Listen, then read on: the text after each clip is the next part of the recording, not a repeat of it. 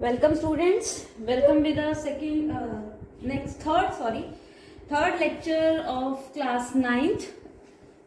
We are going to start with the chapter of from civics, democracy. Means हम study करेंगे आज what is democracy, why democracy. मैंने already black board पे आपके लिए content कुछ लिखा हुआ है, प्लस मैंने क्लास 9th को डेमोक्रेसी के रिगार्डिंग इस चैप्टर के नोट्स भी पहले प्रोवाइड कर दिए थे। तो अब आपको कोई इशू नहीं रहेगा। जिस तरीके से हम क्लासरूम में बुक्स के थ्रू पढ़ते हैं तो आपके पास रिटन में नोट्स रेडी रहेंगे। यहाँ से वर्बली मैं आपको समझाती चली जाऊंगी, आपको क्लियर हो जाएगा और ये वीडियो लेक्चर नोट्स के साथ साथ आपकी बहुत ज़्यादा मदद करने वाला है। Okay, so let's start without wasting the time. तो हम इसको स्टार्ट करते हैं। सबसे पहले तो हम जानना चाहेंगे व्हाट इज डेमोक्रेसी, यानी कि डेमोक्रेसी क्या है। आप सब जानते हैं ना कि वर्ल्ड में 3 तरीके का गवर्नमेंट सिस्टम चलता है। एक होता है डेमोक्रेसी, उसके बाद आता है मोनार्की, मोनार्की के बाद आता है डिक्टेटरशिप। बात क्या मतलब, यही 3 फॉर्म चलती है, डेमोक्रेसी चलती है, मोनार्की चलती है, डिक्टेटरशिप चलती है। और आपको इन सब का मीनिंग जो है ऑलमोस्ट क्लियर ही होगा कि डेमोक्रेसी का मतलब होता है rulers are elected by the people. और मोनार्की में क्या रहता है, मोनार्की में जो भी रूलर होगा वो कोई हेरिडिटरी किंग होगा, क्वीन होगी, या फिर उसी की रॉयल फैमिली से ही जो है सेलेक्ट किया जाता है। तो यानी कि मोनार्की में पीपल का कोई रोल नहीं होता है, उसमें उनकी रॉयल फैमिली से ही जो भी हेरिडिटरी है उन्हीं को ही रूलर बनाया जाता है। ठीक है। डिक्टेटरशिप में मतलब एक सिंगल इंडिविजुअल का ही रूल होता है पूरी कंट्री पे, जिसे हम तानाशाह कहते हैं। हिटलर का नाम आपने सुना ही होगा, ठीक है ना। तो Hitler was a most famous dictator, अगर हम कहें तो आप उसको एग्जाम्पल में ले सकते हो, ठीक है ना। तो अब हम आगे बढ़ते हैं और सबसे पहले जो हमारी चैप्टर की थीम है डेमोक्रेसी, हम डेमोक्रेसी से मतलब समझना शुरू करते हैं। डेमोक्रेसी का मतलब क्या होता है। Democracy is a form of government in which the rulers are elected by the people. Democracy government का वो फॉर्म है जिसमें जो भी शासक बनेगा, शासकों का चुनाव जनता द्वारा किया जाता है। The rulers are elected by the people, ठीक है। तो यहाँ पर पीपल की पावर सुप्रीम है, यानी कि गवर्नमेंट भी तब तक पावरफुल नहीं होगी जब तक उसे पीपल का सपोर्ट नहीं मिलेगा।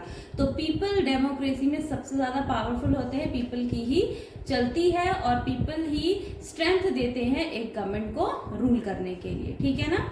तो अब और इसमें ऐड करते हैं व्हाट इज डेमोक्रेसी, यानी कि हमें कैसे समझ में आएगा कि किसी कंट्री में ये डेमोक्रेसी का ही रूल है, ठीक है।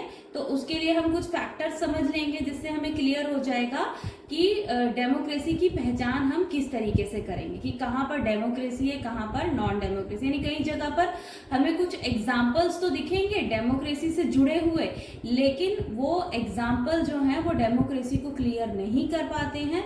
और वही डिफरेंसेस हमें समझने हैं कि ये डेमोक्रेसी को नॉन डेमोक्रेसी से कैसे अलग करता है, ठीक है। तो उसके लिए फर्स्ट हमने डेमोक्रेसी का मीनिंग जान लिया। सेकंड हम ये जानेंगे कि डेमोक्रेसी में फाइनल डिसीजन किसके हाथ में होता है, यानी अंतिम फैसला, मेजर डिसीजन, बड़े बड़े फैसले किसके हाथ में होते हैं, कौन बड़े फैसले लेता है, ठीक है। तीसरा हम देखेंगे कि उस कंट्री में इलेक्शंस कंडक्ट कराने का प्रोसीजर क्या है, ठीक है। फ्री एंड फेयर लेवल पर इलेक्शंस कंडक्ट हो रहे हैं या नहीं हो रहे हैं, ये भी डेमोक्रेसी की पहचान बताता है। फोर्थ पॉइंट में 1 वोट 1 वैल्यू, ये डेमोक्रेसी का बहुत इंपॉर्टेंट एग्जाम्पल बन जाता है कि जहां भी डेमोक्रेसी होती है उसका एक्चुअल मीनिंग यही है कि एक ही वोट होगा और उसकी वैल्यू भी एक ही मानी जाएगी, चाहे वो पर्सन कितने भी बड़े स्टेटस पे क्यों ना हो।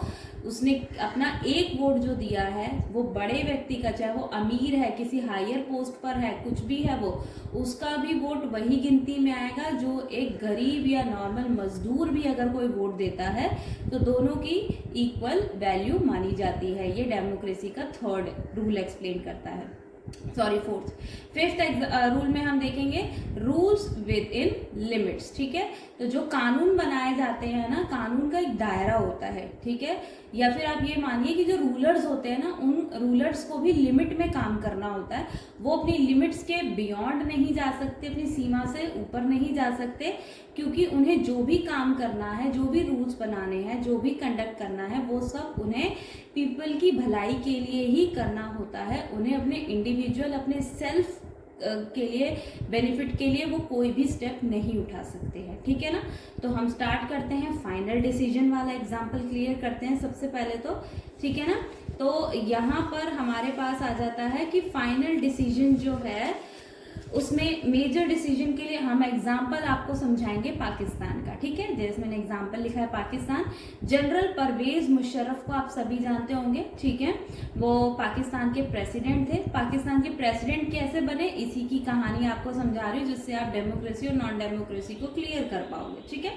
जनरल परवेज मुशर्रफ ने मिलिट्री कोप करवाया, यानी कि मिलिट्री का अटैक ही समझ लीजिए, ठीक है। अपनी मिलिट्री को इतना पावरफुल बना दिया कि उसने अपनी ही कंट्री में मिलिट्री की घुसपैठ कराई इन अक्टूबर 1999 में। और 1999 से पहले डेमोक्रेटिकली इलेक्टेड गवर्नमेंट थी बच्चों पाकिस्तान में, जिसको परवेज मुशर्रफ ने ओवरथ्रू कर दिया और अपने आप को पाकिस्तान कंट्री का क्या डिक्लेयर कर दिया, चीफ एग्जीक्यूटिव। ध्यान रखिए, अभी उसने अपने आप को चीफ एग्जीक्यूटिव की पोस्ट दी है, यानी कि अब पाकिस्तान के लिए मुख्य तौर पर कार्यकर्ता कौन होगा, सारे कार्यपालिका का कार्यभार किसके हाथ में होगा, मुशर्रफ का, ठीक है। लेटर ऑन अब उसको अपनी चीफ एग्जीक्यूटिव के डेजिग्नेशन को चेंज करना था।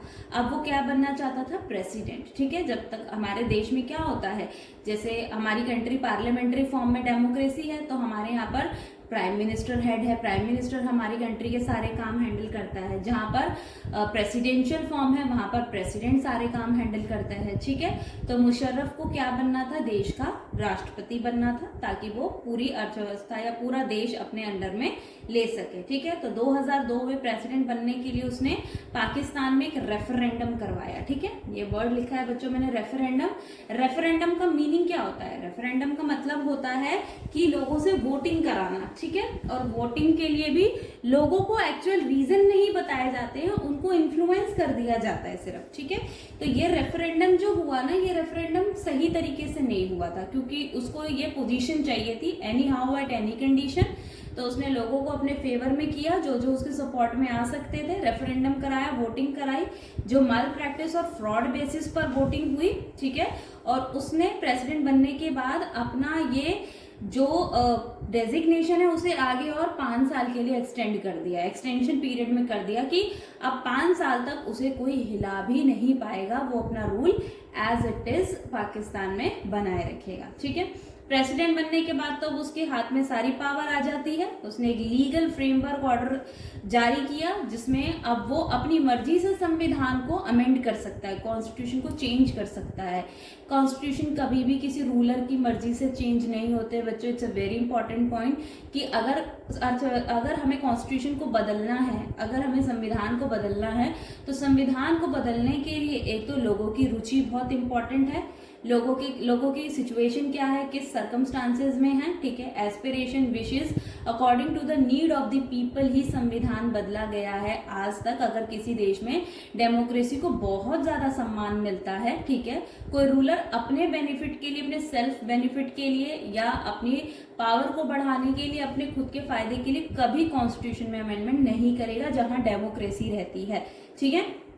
कॉन्स्टिट्यूशन उसने अमेंड करवाया जस्ट बिकॉज ऑफ कि वो फाइनल पावर अपने हाथ में लेना चाहता था, और वो फाइनल पावर या तो उसके मिलिट्री ऑफिसर्स संभालेंगे या फिर जनरल मुशर्रफ खुद संभालेगा, ठीक है।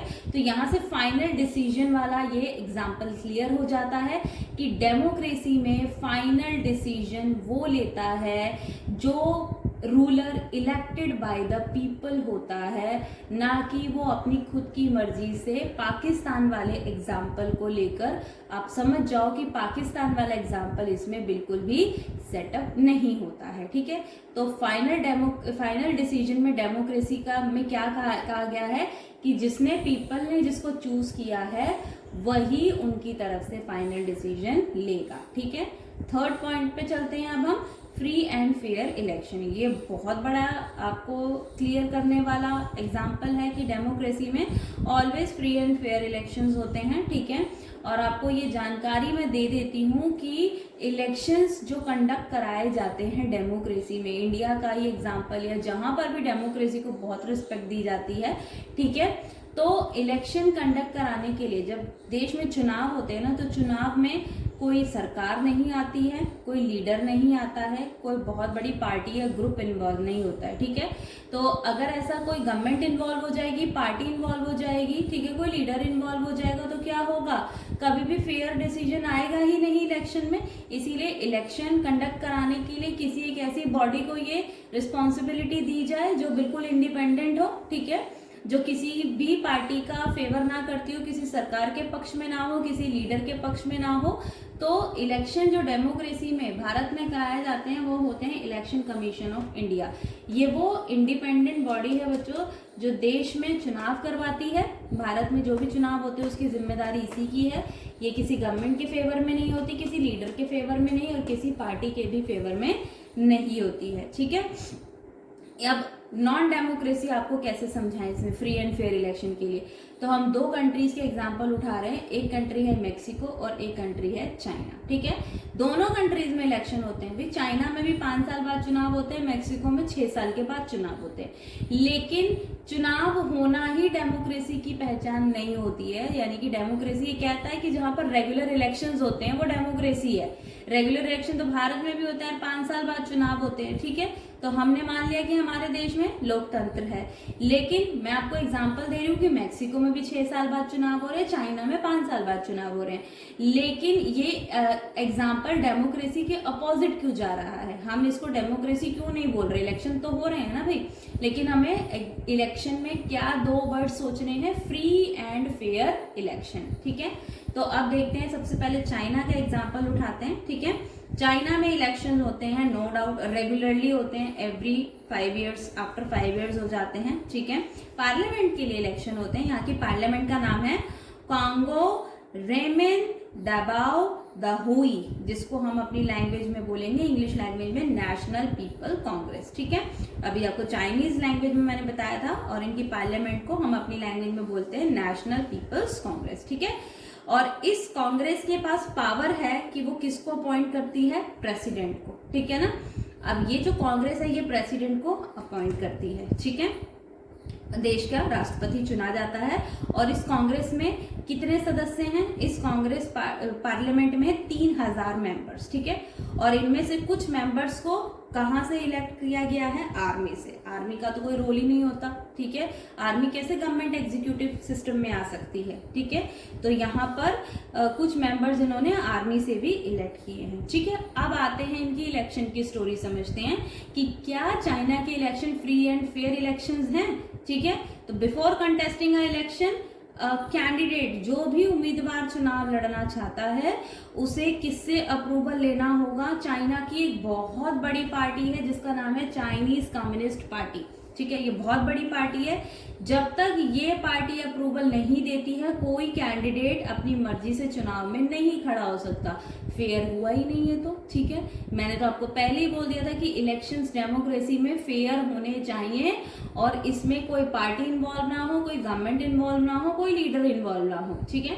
तो इलेक्शन कमीशन ऑफ इंडिया क्या करता है? इलेक्शन की डेट अनाउंस होने तक, रिजल्ट तक सारी जिम्मेदारी इसकी होती है। कोई भी कैंडिडेट इलेक्शन में पार्टिसिपेट कर सकता है, उसको सिंबल भी यही प्रोवाइड करते हैं, इलेक्शन का डे भी यही डिसाइड करते हैं। जिस दिन इलेक्शन होता है हर पोलिंग बूथ पर इलेक्शन इन्हीं के द्वारा, इन्हीं के लोगों द्वारा कंडक्ट कराया जाता है। और फाइनल वोटों की गिनती के बाद रिजल्ट भी यही अनाउंस करता है।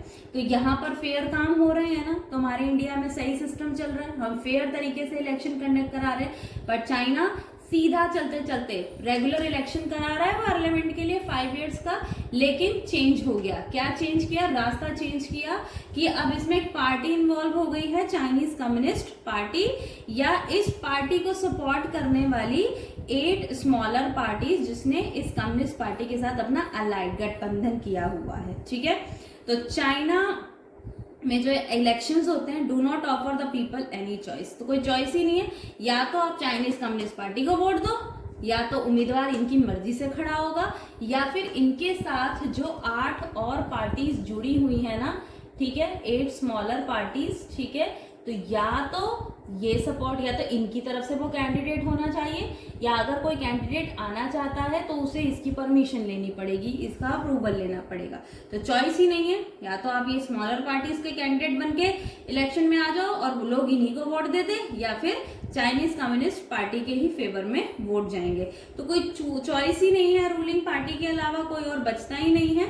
ठीक है, the candidate approved by it, या तो इसको जब तक कैंडिडेट अप्रूव नहीं करेगी ये कम्युनिस्ट पार्टी, कोई व्यक्ति चुनाव में खड़ा ही नहीं हो सकता। तो कम्युनिस्ट ही पार्टी सिंस इंडिपेंडेंस 1930 जो है वो ऑलवेज अपनी सरकार बनाती चली आ रही है। ठीक है, तो ये कैंसिल हो गया कि चाइना में फ्री एंड फेयर इलेक्शंस नहीं होते हैं। अब बढ़ जाते हैं मेक्सिको की तरफ। मेक्सिको के इलेक्शंस हमेशा 6 साल बाद ही होते हैं। प्रेसिडेंट के लिए इलेक्शन हो रहे हैं, सही है, हम डेमोक्रेसी के एग्जाम्पल इसे मान लेते हैं। पर अब हो क्या रहा है, मेक्सिको की एक बहुत बड़ी पार्टी है जिसका नाम है PRI पार्टी। यहाँ चाइना में बात की थी हमने चाइनीज कम्युनिस्ट पार्टी की, मेक्सिको में हम बात कर रहे हैं PRI पार्टी की। ये इलेक्शंस में डर्टी ट्रिक्स यूज करते हैं। बच्चा हो गया ना, डेमोक्रेसी उल्टी हो गई, free and fair, dirty tricks, यानी आप गलत तरीके क्यों इस्तेमाल कर रहे हैं? आपको तो फेयर तरीके से कंपटीशन में आना है, जीत हार सबकी इक्वल होती है। ठीक है, लेकिन PRI क्या कर रही है, डर्टी ट्रिक्स को यूज कर रही है। क्या कर रही है, इलेक्शंस में किसी भी तरीके से जीत हासिल करने के लिए ये PRI पार्टी गवर्नमेंट ऑफिसेज में काम करने वाले एम्प्लॉयड जो लोग हैं उन्हें कहती है कि पार्टी मीटिंग्स को जो भी है उसे अटेंड करें। गवर्नमेंट स्कूल में पढ़ाने वाले टीचर्स से कहा जाता है कि वो पेरेंट्स को फोर्स करें कि पेरेंट्स जो हैं इलेक्शन में किसको वोट दें, सिर्फ PRI पार्टी को वोट करें। किस डेमोक्रेसी में ऐसा होता है कि जबरदस्ती लोगों को जोर देकर, फोर्स देकर ये कहा जाता है कि आप हमारे लिए वोट करें? ठीक है, या अगर सरकार ने उन्हें काम दे रखा है, अगर वो सरकार की तरफ से किसी पद पर काम कर रहे हैं तो सरकार उनके उस काम का फायदा नहीं उठा सकती है। तो ये PRI पार्टी फेवरेबल नहीं काम कर रही है। और इससे ज्यादा भी और गड़बड़ करती है ये PRI पार्टी। क्या करती है, पोलिंग बूथ्स होते हैं ना बच्चों, जहां पर इलेक्शन वाले दिन वोटिंग होती है, स्कूल्स में सेंटर बनाए जाते हैं, आप सबने देखे ही होंगे, उसे पोलिंग बूथ कहा जाता है। ठीक है, तो जिस वार्ड में जिस भी वोटिंग लिस्ट में आपका नाम आता है, ठीक है, सिटीजन का नाम आता है, तो वो वोटर जो है, मतदाता जो है, उस पोलिंग बूथ पर जाकर अपना वोट डाल के आता है। तो उसकी लिस्ट, उसकी पर्ची उसको पहले से ही स्लिप दे दी जाती है, तो उसके लिए कन्वीनियंट हो जाता है कि वो पहले से ही जान जाता है उसका पोलिंग बूथ कहाँ है और वो डायरेक्टली वहीं जाकर अपना वोट उधर देकर आता है। लेकिन ये PRI पार्टी क्या करती है, पोलिंग बूथ को ही शिफ्ट कर देती है from one place to another, यानी कि गड़बड़ी कर देती है कि अगर मान लो कि 1 से 10 तक के लोगों को पोलिंग बूथ A में जाना था, ठीक है, रातों रात क्या किया, पोलिंग बूथ को ही चेंज कर दिया। पोलिंग बूथ A में 1 से 10 की बजाय हो सकता है 11 से 20 नंबरिंग वाले लोगों को डाल दिया, कुछ ऐसा कर दिया, हेर फेर कर दिया, घुमा फिरा दिया। लास्ट मिनट में ये हो जाता है जिससे कि लोगों को डिफिकल्टी हो जाती है, क्योंकि उनको बाद में एट द मोमेंट उसी समय पता चलता है कि कल तक तो उनका पोलिंग बूथ कुछ और था और आज जब वो वोट डालने गए तो वहां पर उनका पोलिंग बूथ में नाम ही नहीं है। और ऐसी ट्रिक क्यों यूज करती है PRI पार्टी, क्योंकि एक्चुअल वोट लोग ना डाल पाए और बाद में फर्जी या फ्रॉड तरीके के वोट्स डालकर PRI पार्टी को जीत हासिल करवा दी जाए। ठीक है, तो मेक्सिको में भी इलेक्शंस हो रहे हैं लेकिन फ्री फेयर लेवल पर नहीं हो रहे हैं। तो जहां पर भी इलेक्शन वर्ड यूज होता है डेमोक्रेसी में, तो आप थोड़ा और जाकर स्टडी करें और पता लगाएं कि जो इलेक्शंस हो रहे हैं वो फ्री और फेयर भी हो रहे हैं, सिर्फ इलेक्शंस ही हमारे लिए काफी नहीं है। अगले पॉइंट की तरफ बढ़ते हैं, 1 वोट 1 वैल्यू। ठीक है, ये आपको पहले भी समझा दिया कि कोई भी पर्सन कितने भी हायर लेवल का हो, कुछ भी हो, उसने वोट डाला है, उसके वोट की वैल्यू एक ही मानी जाएगी। देश का प्रधानमंत्री भी एक वोट देता है एक वैल्यू के साथ, एक गरीब मजदूर भी वोट देता है एक वोट एक वैल्यू के साथ। ठीक है, लेकिन कहां पर हम इसमें डेमोक्रेसी में कमी देखते हैं, एग्जाम्पल दिए सऊदी अरेबिया, एस्टोनिया और फिजी। ऐसे आप बहुत सारे डीपली सर्च करेंगे, रिसर्च करते जाइए डेमोक्रेसी पर, आपको और ज्यादा वास्ट नॉलेज क्लियर होती चली जाएगी। ठीक है, सऊदी अरेबिया में वेमेन्स को काफी टाइम तक राइट टू वोट नहीं दिए गए थे।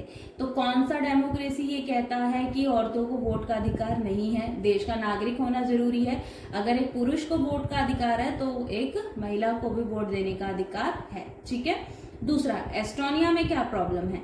ठीक है, एस्टोनिया ने अपना एक सिटीजनशिप रूल बना रखा है कि जो पीपल बिलोंग करते हैं रशिया माइनॉरिटी से, ठीक है, माइनॉरिटी मतलब अल्पसंख्यक जो हैं, उन्हें बहुत मुश्किलों का सामना करना पड़ा था अपने लिए एस्टोनिया में राइट टू वोट हासिल करने के लिए। ठीक है, तो भाई सिटीजनशिप के आधार पर क्यों अलग अलग बांटा जा रहा है। ठीक है, अगर वो उस देश में रह रहे हैं तो उस देश की नागरिकता उन्हें दी जाए, अदर देन वो उस देश में रह क्यों रहे हैं ये भी सोचना चाहिए। फिजी का क्या सिचुएशन है। फिजी में इंडिजिनस फिजी, इंडिजिनस मतलब जो उसी देश के हैं, by birth bye born. Indigenous Fiji जो हैं उनके वोट की वैल्यू ज्यादा है एज कंपेयर टू इंडियन फिजीज। वो फिजियंस जो फिजी कंट्री से बिलोंग नहीं करते हैं, बाहर से आकर यहाँ की नागरिकता उन्होंने ली है, उनके वोट की वैल्यू कम है और उस कंट्री के बाय बॉर्न होने वाले फिजियन जो हैं उनकी वैल्यू ज्यादा है। ठीक है, तो आप सब लोग ये देख ही रहे हैं कि कैसे वन वोट और वन वैल्यू का उल्लंघन हो जाता है अगर हम डेमोक्रेसी को ढंग से ना सर्च करें तो वोट की वैल्यू बहुत इंपॉर्टेंट है। ठीक है, फिफ्थ रूल समझ लेते हैं हम, रूल ऑफ लॉ या विद इन द लिमिट। इसके लिए हम आपको एग्जाम्पल के लिए ले चलेंगे जिम्बाब्वे में रॉबर्ट मुगाबे की कहानी आपको हम सुनाते हैं। तो एग्जाम्पल है जिम्बाब्वे का। ठीक है, इसने अपनी आजादी हासिल की थी वाइट माइनॉरिटी के रूल से 1980 में, और तब से लेकर सिंस देन यहाँ पर किसका रूल चल रहा है, जानु पीएफ पार्टी, जिसके लीडर है रॉबर्ट मुगाबे। लिख देती हूँ बेटा मैं आपके लिए जिम्बाब्वे की ZANU, जानु पीएफ। ठीक है, जानु पीएफ पार्टी है जिसके लीडर कौन है, रॉबर्ट मुगाबे हैं। ठीक है, अब क्या हो रहा है, इलेक्शंस तो रेगुलरली होते हैं, ठीक है, लेकिन ऑलवेज वॉन बाय जानु पीएफ पार्टी। ये कैसे पॉसिबल है, इलेक्शंस हो रहे हैं तो हार और जीत तो सबके सामने फेवरेबल होनी चाहिए, एक समान आनी चाहिए। जो रूल कर चुका है मे बी नेक्स्ट इलेक्शन में हार जाएगा, ठीक है, कोई और जीत सकता है, लेकिन ऑलवेज कौन जीत रहा है, जानु पीएफ पार्टी जीत रही है। ठीक है, जब ये पार्टी जीत रही है तो गवर्नमेंट ने कॉन्स्टिट्यूशन चेंज किया सेवरल टाइम, कई बार चेंज किया, लोगों के लिए चेंज नहीं किया। अपनी गवर्नमेंट अपनी पावर बढ़ाने के लिए कॉन्स्टिट्यूशन को सेवरल टाइम्स चेंज किया to increase power of the president. सिर्फ राष्ट्रपति की शक्ति बढ़ाने के लिए कॉन्स्टिट्यूशन को लगातार चेंज किया गया है। ठीक है, और क्या चाहती है सरकार जिम्बाब्वे की, लेस अकाउंटेबल। लेस अकाउंटेबल मतलब वो जवाबदेही नहीं बनना चाहती है लोगों के प्रति। हमारे डेमोक्रेसी में क्या होता है, सरकार को जनता जब तक सवाल पूछती है तब तक सरकार को जवाब देना होता है, क्योंकि वो अकाउंटेबल भी है और आंसरेबल भी है। अगर आंसर देना बंद कर दिया और जिम्मेदारी लेना बंद कर दिया तो हम अगले चुनाव में उन्हें आने का या सत्ता बनाने का मौका नहीं देंगे। ठीक है, तो ये पावर किसके हाथ में होती है डेमोक्रेसी में, पीपल के हाथ में होती है। ठीक है, किसी लीडर के हाथ में नहीं दी जाती है। तो लेस अकाउंटेबल होने के लिए संविधान बदल दिया। ठीक है, और क्या करती है जानु पीएफ पार्टी, अपोजिशन पार्टी के वर्कर जो दूसरी अपोजिट पार्टी है उनके वर्कर्स को हरास करते हैं, उनको परेशान करते हैं, उनको टॉर्चर करते हैं। ठीक है, टीवी रेडियो न्यूज़पेपर भी किसके कंट्रोल में है, गवर्नमेंट के।